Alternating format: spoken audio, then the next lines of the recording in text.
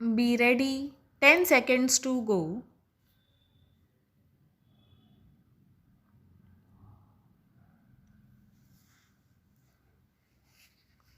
Start. It is a matter of great pleasure to me to be asked to lay the foundation stone of the Senate House of the Travancore University. When I was first asked to do so, I readily agreed because I have always felt a kind of deep interest in educational matters, and I consider it a privilege to be associated with any function connected with educational institutions, especially so in Travancore, Cochin, where education is far advanced and whereas has just been reported to us, the number of students today is 29,000, out of whom nearly one third are women. It is a matter for gratification and congratulation that the university, which is not even 20 years old, yet has, in spite of various difficulties, made steady progress, and today it has not only arts, science, and technical institutions as its constituent parts but also a faculty for the cultivation and development of Oriental studies, including Malayalam and Sanskrit. It has been from the very beginning one of the objects of this university to promote research, and while it has on one side been helping research work in modern sciences, it has not neglected the humanities, which are really of such great value in forming the character of those who study them. We have at the present moment in the country a great problem. I mean, the problem of educated unemployment. I am not surprised that this problem is troubling you also, because even in places where education is not so widespread, the problem has made itself felt, and efforts are being made to solve it in two ways. On the one side, efforts are being made to so adjust the curricula of universities and educational institutions as to make the students better fitted for the kind of work which is just now available in the country, and which we hope will be more and more available in the future. And on the other side, attempts are being made to develop industries and other means for employment. So, this two pronged attack on the problem of unemployment is going on throughout the country. I am quite sure you are also doing the same. It is not easy for me, speaking as I do here, to make any suggestions or extend any promises. All I can say is that we admire the people of this part of country very much.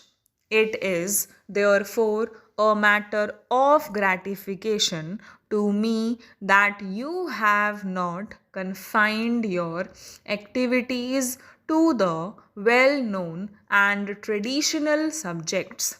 You have a variety of subjects, some of them most modern, which are needed today much more than ever before.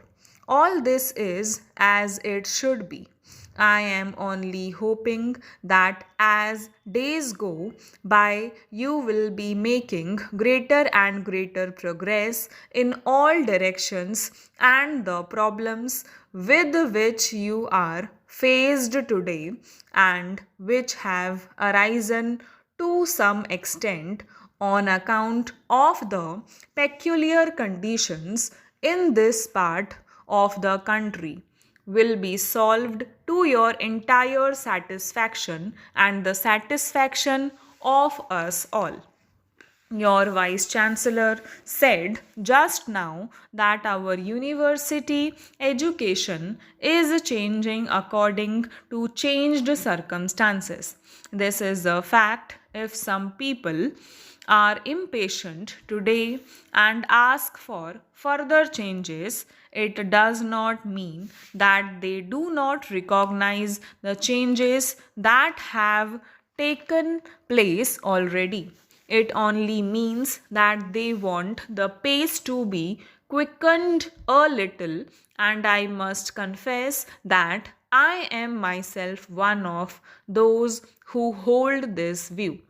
I assure that I do not for a moment minimize the value of all that has been done by our older universities and even by newer universities. I am grateful for all that I have myself received from one of the oldest universities in India. I shall be the last man to say that universities have done no good at all, but I say this that according to changed circumstances, changes have to be made and changes should be made quickly. Changes are being made, but the pace should be quickened. That is all I plead for.